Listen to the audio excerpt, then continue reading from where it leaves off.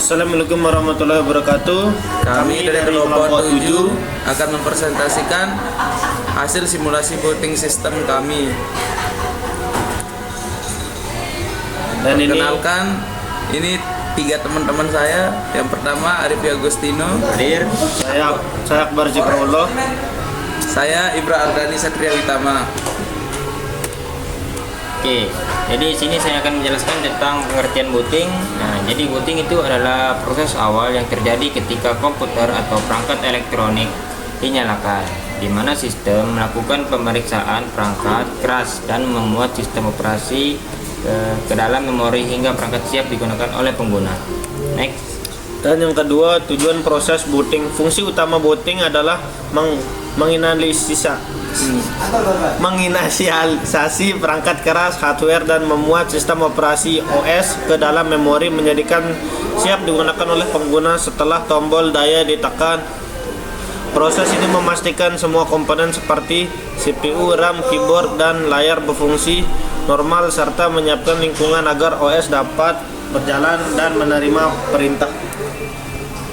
Di sini ada komponen yang terlibat dalam booting, yaitu power supply atau PSU menyediakan daya listrik ke seluruh komponen. Yang kedua ada motherboard dan chipset menghubungkan semua komponen dan tempat firmware berada. Yang ketiga ada prosesor atau yang sering disebut CPU menerima dan menjalankan instruksi awal. Yang keempat ada RAM menyimpan data sementara saat OS dimuat. Yang kelima ada penyimpanan HDD atau SSD atau NVMe menyimpan sistem operasi OS dan file. Terusnya ada kartu grafis atau VGA diperiksa saat POS untuk menampilkan output visual. Dan yang terakhir ada perangkat input keyboard atau mouse diperiksa fungsinya saat POS. Nah, di sini ada tahapan booting sistem operasi. Yang pertama itu ada power on, yang kedua POS atau power on self test. Terus yang ketiga itu ada BIOS. Terus yang ketiga itu ada bootloader execution. Terus yang kelima kernel loading. Keenam sistem initialization, dan yang terakhir itu ada login atau user interface. Dan selanjutnya jenis-jenis booting. Jenis booting utama ada 2. Cool booting nyala dari mati total lebih lama, dan warm booting restart saat sudah menyala lebih cepat. Yang sering disebut juga soft booting via software dan hard booting via tombol fisik paksa, serta ada juga network booting dari jaringan yang masing-masing memiliki proses dan kegunaan berbeda untuk memulai atau menghidupkan ulang sistem operasi. Selanjutnya ada masalah umum saat booting.